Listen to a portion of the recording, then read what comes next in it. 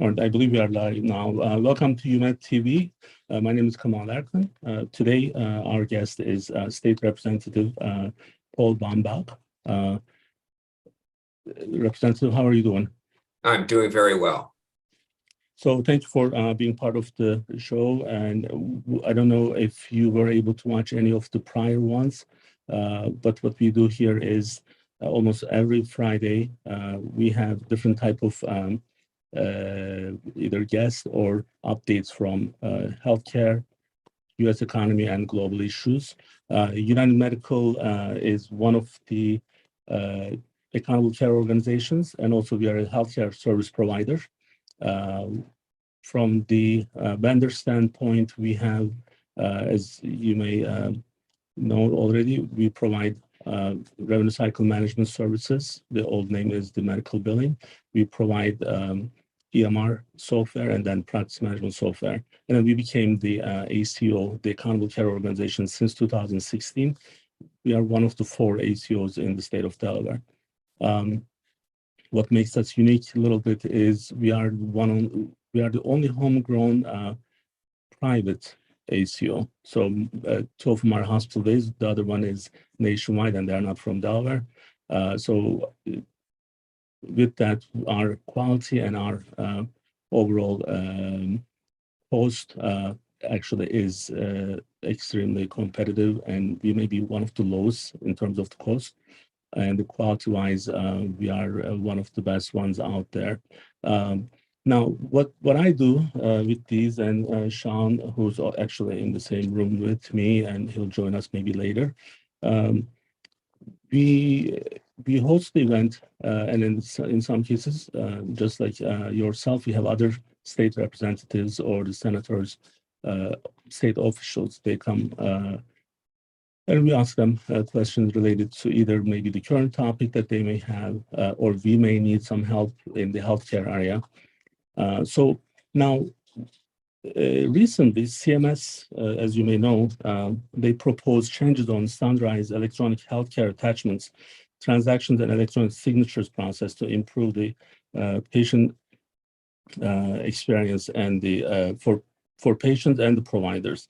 So this is also bringing the prior authorization. So then we look at the prior authorization history in the state of Delaware, and your bill that you sponsored, I believe, 7 years ago. And I wanted to actually ask you some questions, but I want to let you first explain, maybe give us the background of what that bill was, and then I can ask my questions after that. That sounds wonderful. So in 2015, and I was just in my 3rd year, the bill came to me, and I use that phrase very deliberately. Legislators are often masters of jack of all trades, masters of none, and I say that I'm on the health committee, but it's not because I have a health background, but rather I've watched a lot of Grey's Anatomy episodes. So I rely on the community, the medical community, to reach out and to share concerns and share solutions. So in 2015, medical community came to me and said, we are trailing many of our neighboring states, and we need to catch up, if not jump ahead, in the area of prior authorization. So in a very limited number of months, we had a bill together, and we got it through the committees and the chambers and turned it into law. And it was at the time to have Delaware, get to the front of the pack there.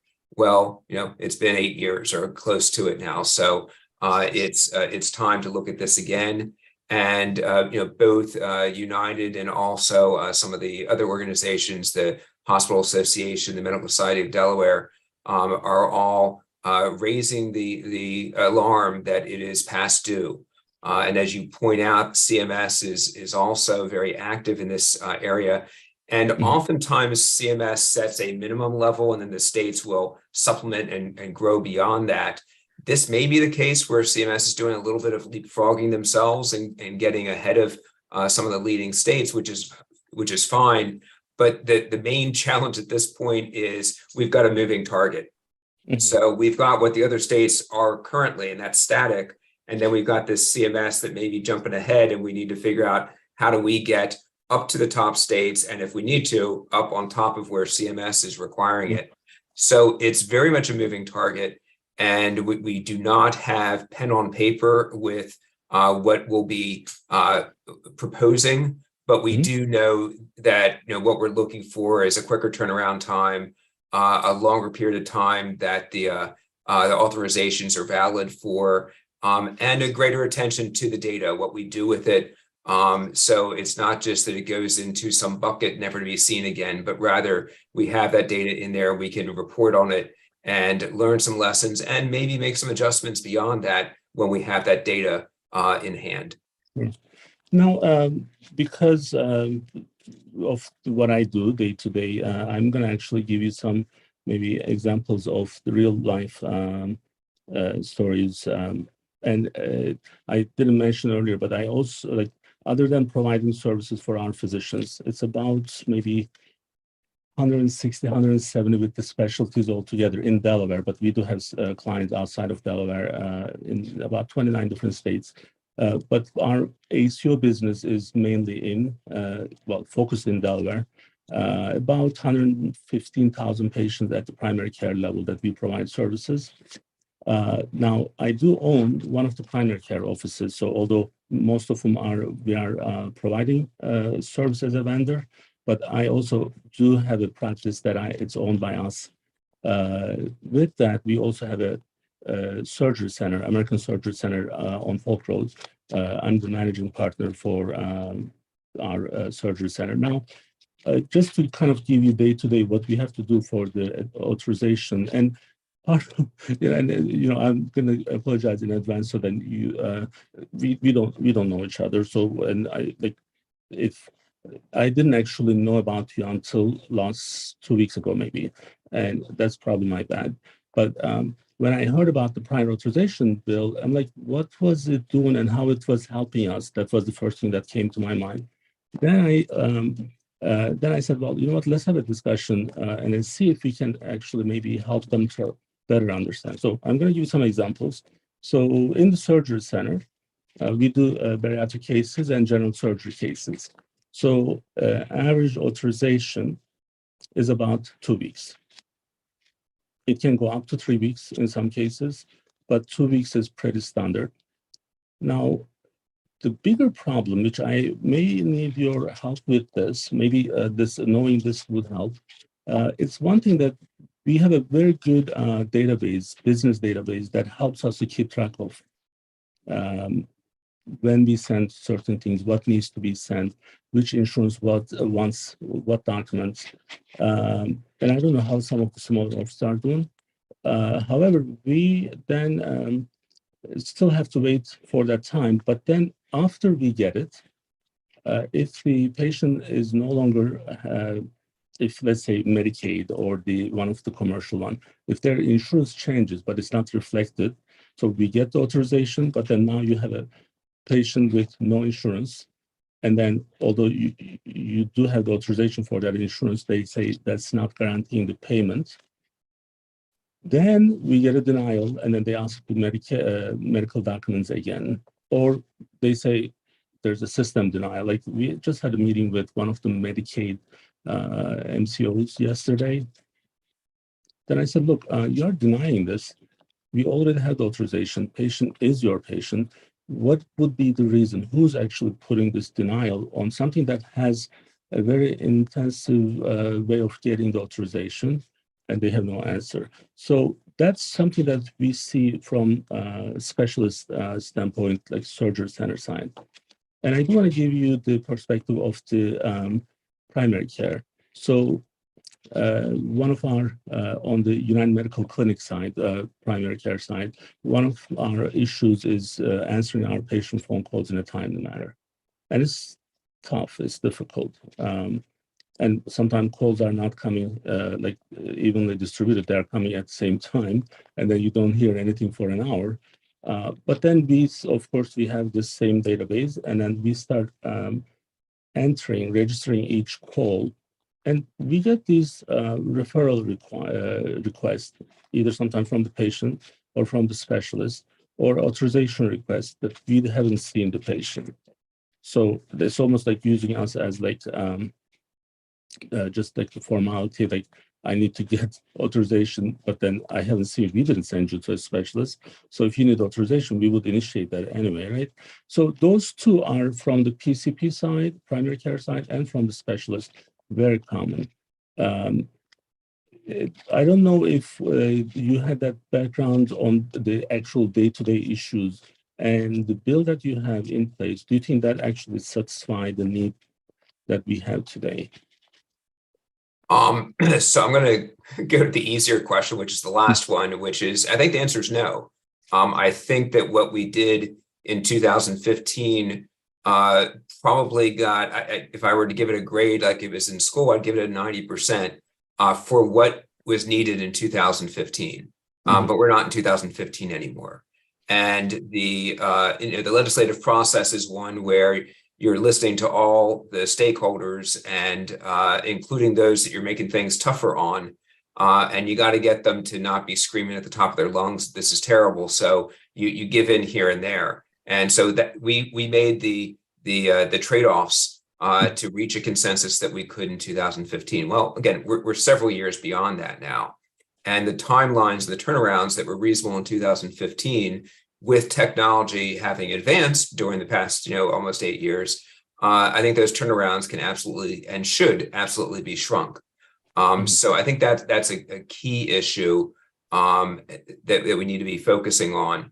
The issue of getting the referral confirmations from places that sort of have no reason to be doing that to you.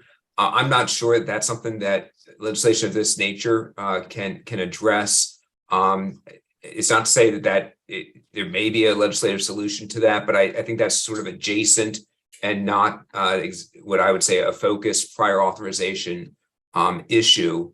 When a patient shifts from one piece of coverage to another piece of coverage, I think just the nature is that even though they got approved before, if it's a different provider, a different type of policy with different rules, it's completely, I think it's understandable that a fresh prior authorization process has to happen. But hopefully with new law, we can get a faster turnaround dependable. So I want to actually elaborate a little bit. It's not the way that when we check the eligibility, patient still shows, let's just use an example, Mary Health Caritas.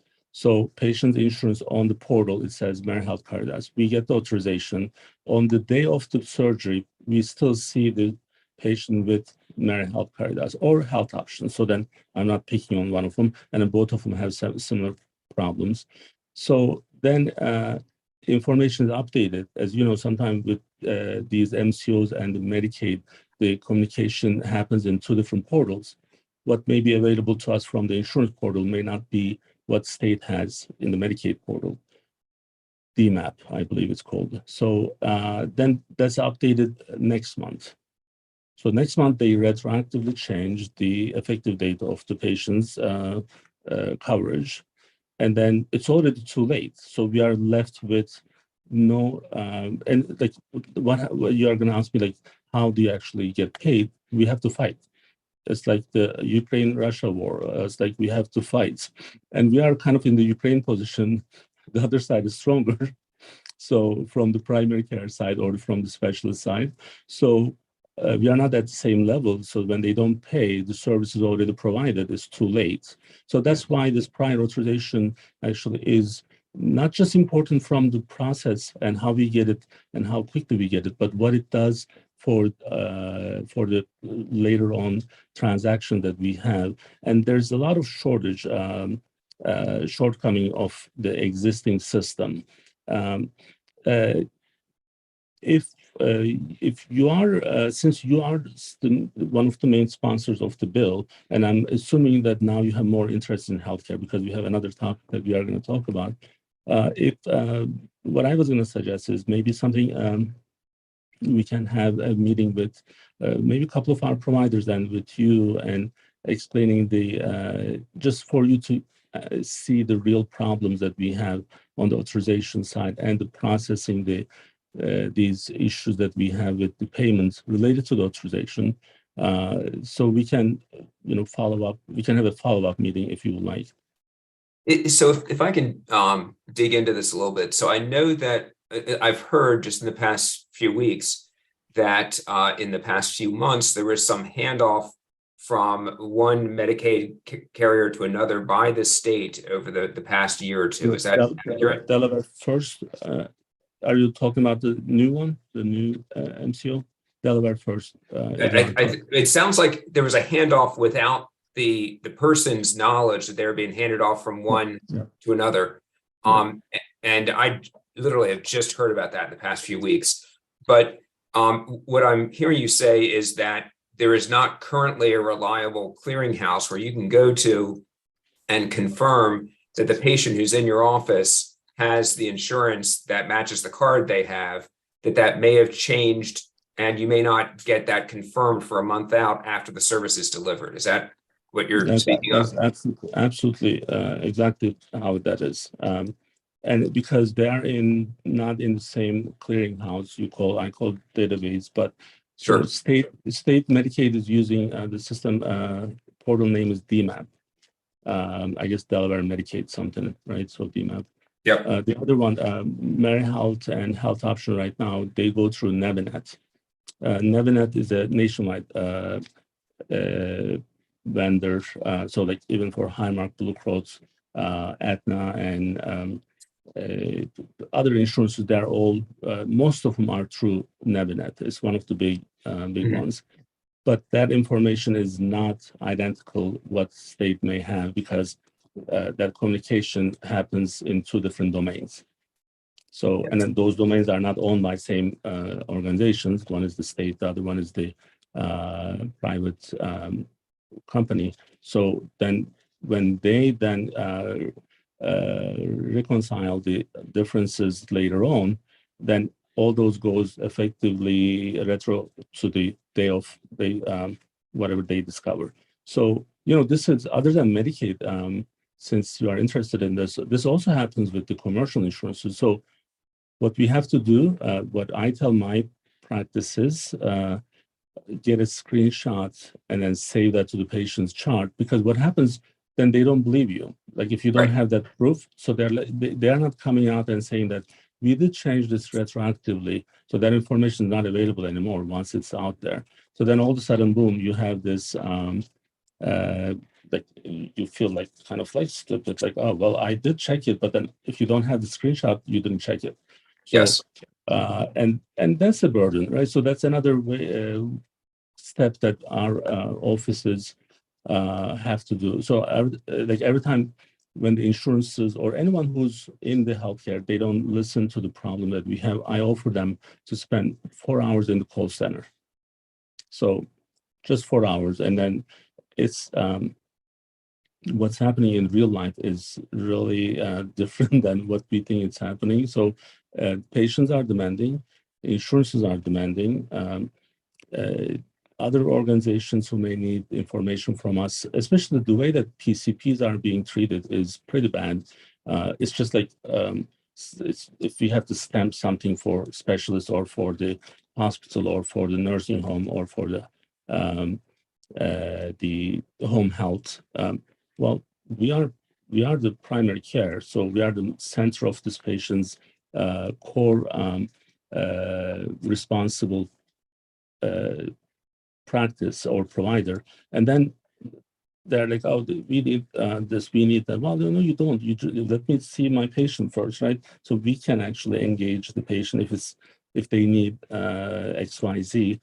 But those are all different issues that we are having. But I will definitely give you actual examples. Now, one of the other things that I train my people in our central business office, we have about 120 employees on the business side. We actually put a complaint to the insurance commissioner. And in some cases, even for Medicaid, we do, although that's not it's not in their jurisdiction, they still ask us to do it so that they can communicate. And guess what happens? So insurances are just so upset when we do that, because every year they can be fined up to a certain level. And and then those are public numbers. And I know that when there are more than, I think we probably increased that number because not many provider offices know to do that. Yes. So, but because we are doing that, I can actually show you so many different examples that we have. Just yesterday, I had one of the meetings with one of the Medicaid MCOs, and there's no answer. And then I can't really be upset with the individual because they're not being given the authority, but they're on the call with us. And they're like, why are we having this issue? Like, you should be like, you got the prior authorization, patient has your insurance, why are you denying it? Not just not paying it in a timely manner, but they're not even, they're denying it for authorization or for this. So there's so much glitch in the system, so much disconnect, perhaps. And in some ways, it's discouraging because I can tell you, and I'm not going to be humble about this. Usually, I try to be humble, but for private practices in state of Delaware, one of the reasons there's still private practices because of me, because I put this central office support for my clients and for my own practice, and because of that, we are changing the way these practices are functioning these days. Although they have different ownership, we still have one approach when it comes to patient care. And when we deal with the insurances, and it goes through the central business office. And that's something that insurances also don't like, because now there is a almost kind of equal counterpart. So every day we have these difficulties. And when I heard about, you personally being interested in this prior authorization one, I definitely would like to meet with you, with my team, and then we can hopefully help our private practices in Delaware. And what I find from working on contentious issues in the past is I have to sort of size up what the issue is. And we have the phrase of the Hatfield McCoys, which is a story from, I think, the 1800s, of two families that couldn't stand each other. And I think it's from West Virginia. And you never want to put them in the same room because fists are going to fly. Okay. So I want to find out who the parties are, and I want to see the level of contention. If possible, I'd like to get them all in one room. And I'd like to do that so no one can point fingers at someone who's not there. And that way we can say, look, the problem is in this room, but so is the solution. Let's find that solution. However, if it's a Hatfield McCoys and folks they will not constructively work together, then we do what I call shuttle diplomacy. And I'll sit down with one group, and I'll sit down with the other group, and it's up to me to figure out, to find what they have in common that they can agree on, and then let's try to move there. So it's one where I have to assess the situation first to figure that out. Well, so on a positive note, I have to tell you, because of the accountable care organization that we had, so that did change our relationship with the insurances, where we have a better relationship on the clinical side. But these issues are on the revenue cycle management side. So, like, on one hand, I meet with them on a monthly basis. Like with Highmark, we have two monthly meetings. It's been almost 6 years now. So, but that's on the clinical issues, like how we can close the quality gaps, how we can make the insurance coverage, expenses less. We can decrease the expenses. On those, we are working as a partner. Like, there's no difference between the two groups. Mm-hmm. On the other side, this old revenue cycle management side, it's kind of like they're disconnected. So, like, I have one great meeting, and then we are like, oh, we work with them as a partner. And then my next meeting with the same insurance is like, well, you haven't paid 10 claims because of the authorization or because of this or that. So there's still some issues maybe on the other side, but we have been much better. I have to kind of say that, because we work with these individuals, and I think if we can maybe make the regulations, and I'm kind of surprised in a way. So, one of the reasons I'm surprised is I always tell other people that healthcare is one of the heavily regulated industry in the United States, right? So because of that, you would think that everything would go by the book, but it doesn't happen. So it Yes, doesn't happen. So now, well, you have another interesting bill that you've been working on it for a long time, and I didn't know that, of course, until last week, which I need to do a little bit more. I need to be more efficient with my homework, I guess. So assisted suicide. So this is not legal in Delaware yet, right? that's correct. And so I want to mention two things off the start. First thing is I started this the same time we did the prior authorization. 2015 is when I first introduced this bill. And the second thing is that it's not, we do not call it assisted suicide. It's not considered assisted suicide.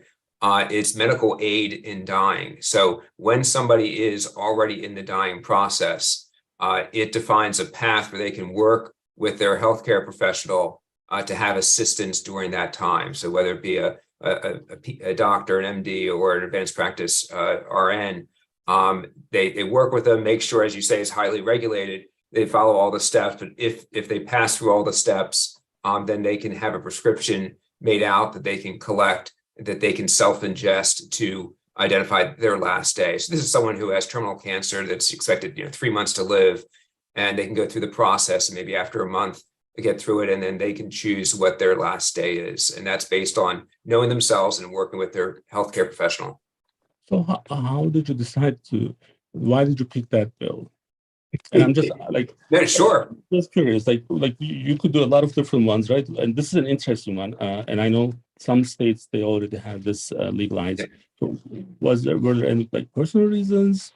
So I'll say I'll give two quick reasons. One is probably in 2014, I was out playing tennis in Newark, and in the court next to me was 4 people playing tennis, and we happened to finish games at the same time. So we were talking in between, switching over, and one of the ladies in the court next to me handed me a magazine from the organization, one of the organizations that promotes this, called Compassion and Choices, and she happens at the time to have been the mother. She is the mother of who was that at that point the governor of the state of Delaware.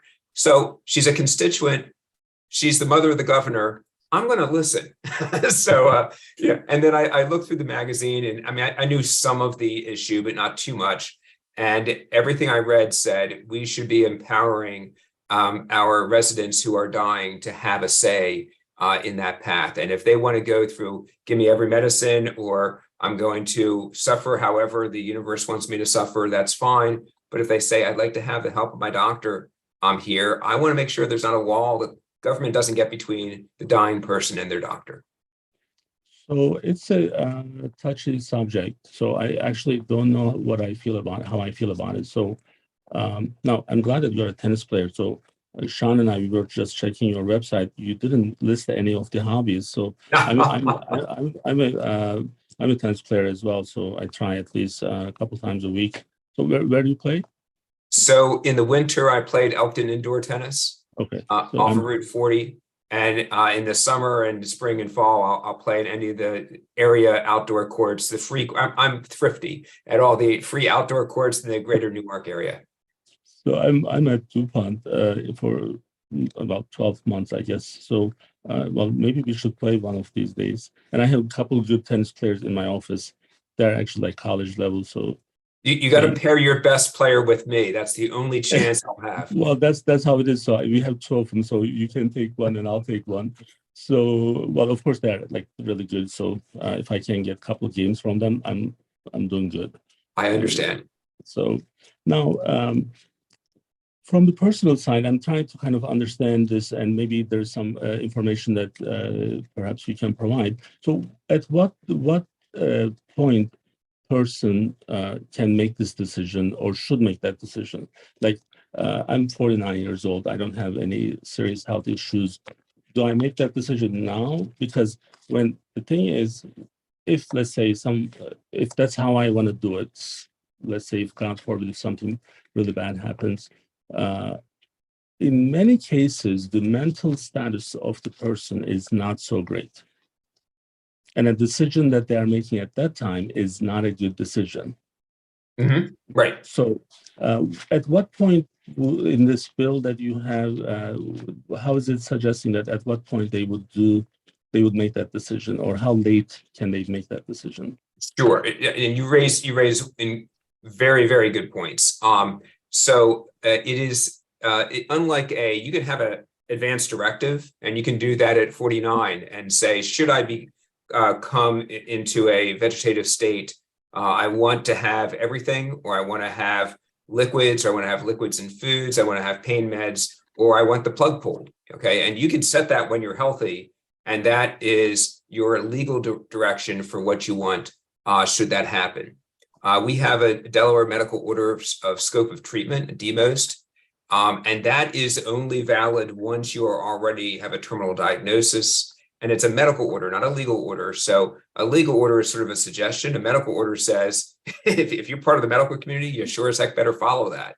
So that's one where you already have a terminal diagnosis, and that's available to you. This is the same way. This, you must wait until you have a terminal diagnosis for it to be available to you. That's one of the many, many safeguards. And I say that because one of the concerns people often have is, well, what if I get advanced dementia? I know that once I'm terminal, I don't want to be, wait until my body completely shuts down and have the pain over the last few weeks of that. But if I have dementia, I'm not going to be able to tell you that. And that's one where we say, we would love to help you, but we cannot. That's a safeguard that is sacrosanct. We do not cross that. The individual has to have the terminal diagnosis and must be a mentally capable adult. You cannot have your power of attorney make this decision for you. The patient themselves, the dying person themselves, has to drive every step of the process. Well, I think the advanced directives is important, and that's one of our quality metrics with most insurances. Now, many people really don't understand what advanced directives is. Like, if you go to any of the offices, they may just say that, well, do you have a living will or not? So then that's not your advanced directives. Advanced directive is, as you were earlier explaining, how you want to be treated, what process you want to go through when you are not able to make that decision in the future. Now, that's a little bit different than the, I'm going to use the same word that you use, same term that you use, medical aid, right? Medical aid in dying, MAID, you can say. Medical aid dying. So, although I kind of like the assisted suicide better, so. Well, the reason we don't use that is, if I'm committing suicide, I'm stopping a life that is still going on. Okay. Medical aid in dying is it leads with admitting this person's dying. It's so you're not ending a life that's going on. You're choosing which day the person actually the person is choosing which day they die on. So it's very different. It's completely different from suicide. Oh, you mentioned mental state. Pretty much by definition, if someone is committing suicide, they have a mental depression, mental illness going on, at least episodic at that point. With one of the safeguards we have is we make sure that the medical professionals who are taking part in this process, including all the safeguards, they're making sure if there's any evidence of a mental illness, including a clinical depression, that makes them ineligible for this. And they may have to refer them out to a psychiatrist to verify that or not. So we make sure that, frankly, if I get a terminal diagnosis, I'm not going to be happy. I get that. And I might be depressed, and I get that. But whether I'm clinically depressed and if that's clouding my judgment, that's something for a medical professional to assess. And if they see any signs of that and they confirm it, then I would be ineligible for this, even with being an adult and having a terminal diagnosis. So that's one of the many safeguards we have. Yeah, I think the key is to make that decision before it becomes a reality. So that now, one of my really close friends' grandmother was in the hospital for 32 days. And 30 of those, she pretty much, she was already gone. She was, I think the tube feed and all that's like, she was gone. But if it was her decision that time, she probably didn't want to go through that. And I always say, if I become that, then I don't want to be on the plug and just pull the plug. So I say that it's a little bit easier now, but then when it becomes a reality, I don't know what happens. So, and then there are always some miracles, but I think, I'm probably like 60-40, like 60 supporting, 40 not supporting, but perhaps you need a little bit more education on this. Now, how many states is already was able to legalize this? It's somewhere around 11 or 12. New Jersey is the nearest one. Maryland is close to passing it, but they haven't done it yet. And again, we've been working on our 8th year now. But we're getting it done. We're pretty close to the finish line. Just from the healthcare provider side, what you may need from us that maybe we can provide, not necessarily, I don't know if I want to support this or not, but let's say if we can, and if there's something that you may need from us, from the providers, is that something that we can provide for you? So I think there's a few things. First thing is, again, this bill is just complete with safeguards. And one is there's going to be a lot of medical professionals who want to have no part of this. Okay. And there's going to be organizations like, for instance, St. Francis Hospital that says, you sure as heck can't do this on our property because we, with the Catholic Church behind us, don't believe in this. So we say, you don't want it, you don't have to do it. No one can be compelled to do it from a patient perspective or a provider perspective. But there are a large, frankly, we have the Medical Society of Delaware, which is made up of physicians, and they've chosen to be neutral in this and leave it to their members to decide, do they wish to be willing to participate on this or not? And that's exactly as it should be. So one of the things we want to do, and the national organizations that work on this, that work with the states where it's in place, is you want to help providers know, how do you work with the patients through the process and say, okay, yes, you're eligible. You know what? Because you're asking those kind of questions, we're thinking we don't want to rush this. You may need some extra time. So let's help you with that. Maybe we want to bring in a family member to help you with that, or encourage you to go home, speak with your family members before you come back. And we've got multiple steps you need to go through as the patient to go through this. So there's ways to train the professionals so that they're prepared for this very difficult new option at the end of life. It's kind of like similar to how hospice care started, and it's now more, everyone knows about it, but 15 years ago, that was not the case. Oh, absolutely. Interesting. So Oregon, I like to use this phrase, Oregon has had medical aid in dying since last century. In other words, say it was done in the late 90s. So in the late 90s, Oregon did it. So they've got, over, I think they've got 25 years of data on this. They find that at least 85% of those who choose the medical aid in dying path are also enrolled in hospice. So there's a misconception this is an either or. By no means is this an either or. You still want somebody to work on that palliative care, to work on the pain. You need that hospice. Hospice also helps not only you, but your family members in dealing with the transition that's coming. So these are not either or, these are very much complementary for the dying individuals who wish to have this path available to them. Understand. Well, Representative Baumbach, thank you so much. We took a lot of time from you, and thank you for coming to the show, and we'll be following up with you. And I really would like to sit down and meet with you with a couple of these issues. I'm looking forward to it. All right, we'll reach out to you. Thank you so much again. Thank you. Take care. Bye-bye.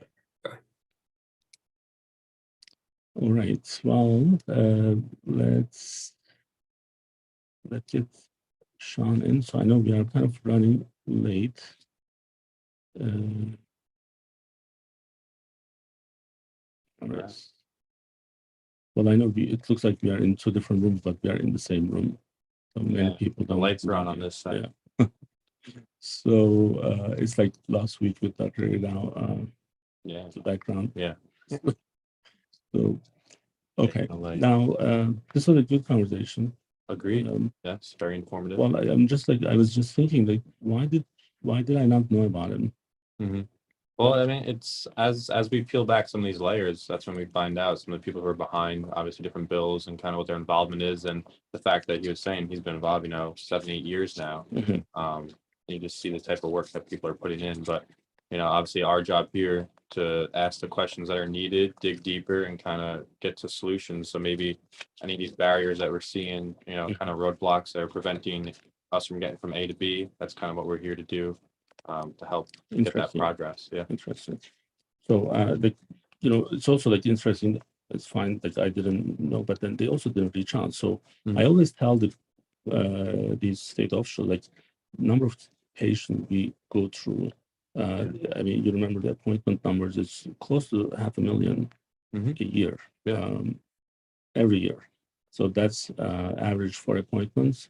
100,000 average 3 appointments. More than that. That many people are going through the system, and that's we expect from them. Maybe this is again one of the reasons that we want to be more visible is because of this. Yeah, So, the impact, of course. so now I know we have other discussions that we have a little bit time issue here. So I'm going to let the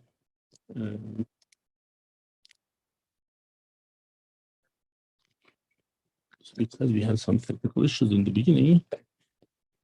The laptop is a little bit far from me. So should we cover the Well, we have a couple issues? things. Yeah, let's go ahead. So we have some is more focused again, U.S. economy. We were talking about that in our previous weeks about the U.S. dollar and what that means for our economy as a whole, both obviously domestically, but then on the global scale, and kind of how the U.S. power shift, for the beginning of what we may obviously determine a power shift later on when you see these other countries like China making these deals. And we also just have our global events tracking kind of some other protests, global conflict tracker, and other unrest that we're seeing with other countries. I know if you're following the news, you'll see like France, Israel having these protests. Well, let's go back to the US one because we do have a really important historical week, and then probably a couple more weeks coming up with President Trump. Yeah. So what happened with him? Yeah, so I'm pretty sure it was a couple of years ago when it first started, but with the indictment and the fact that he was arrested, and then the case of him denying, I believe it was 36 charges that he pled not guilty to, and kind of this entire court case is going to unfold from this. But also, just to backtrack before we dive into it, just a reminder of keep in mind what else is happening and what the news is covering. Obviously, Trump with this, it's a important aspect of the news. You'll see it on all the headlines, but also think about the fact that Finland joined NATO. We didn't really see too much on that. We also have the fact of these currencies, the Russian ruble going down to its lowest value since 2022. So there's other major things happening globally that aren't seeing the same screen time necessarily. I was also just thinking of our example we had, months ago when all the news cared about was Johnny Depp and that trial. And meanwhile, there's other like, with the Clinton and Ghislaine Maxwell happening at that same time, and you see what the news chose to just keep feeding into. So I'm not saying that the Trump issue isn't important, but also just to remind everyone, keep in mind what else is happening at the same time. And I guess up to them, viewer discretion on what they feel is more impactful on the global shifts or whether he's charged with some of these things. So. Definitely. I guess the part of the issue is there a political motivation, right? So if there's a political motivation, then you have to be extremely careful. What used to make the United States great is these issues would happen in the less developed countries, wouldn't happen here. So you may have like a politically motivated person or people, but then system here is so strong that you wouldn't be able to go through the system even if you want to do stuff. And then that actually first time is happening. That's why this is historical in a way that someone like, if you take what you feel about Trump, how you feel about Trump, you like him or not, he was our former president. So he was actually, until and probably now, he's still being protected by the Secret Service, right? So isn't that kind of like and their immediate families are still like, followed? Oxymoron in a way that so you are protecting the person now you're arresting. Yeah, You're going to have people in the jail with him, and then why? I mean, if anyone needs to go to jail for anything that you did, they did. One thing that I was reading something that was saying that were they trying to set him up so then Biden would pardon him, like you know, then that makes Biden the bigger person. One Is it going to positive. get to that point? One positive, two maybe, not more than four. So Yeah. but that's what it is. And when we have all these issues are happening outside of the world, that's affecting our economy. So it is affecting what we have today. When we picked up on the global issues, you may, well, because you are always with me in these, the way that we are processing and preparing, the global currency was not on the headline when we started preparing for that, because it was coming. I could see that was coming, and why we were actually, one of the reasons that I was actually more interested in finding out a little bit more is because how can we make really bad financial decisions? And then I was like, well, because we own the money, right? So, and then when you put the tension on the other side and how that's going to go to the next level and what those other countries, which they are doing it already. We discussed that last week.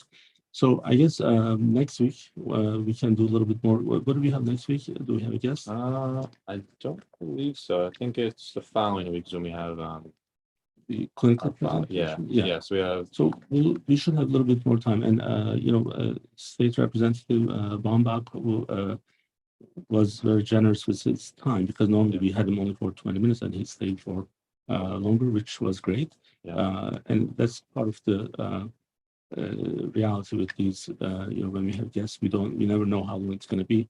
So we can actually cover some of those next week. I'm really worried about what may be coming in the near future for this country, and I am worried.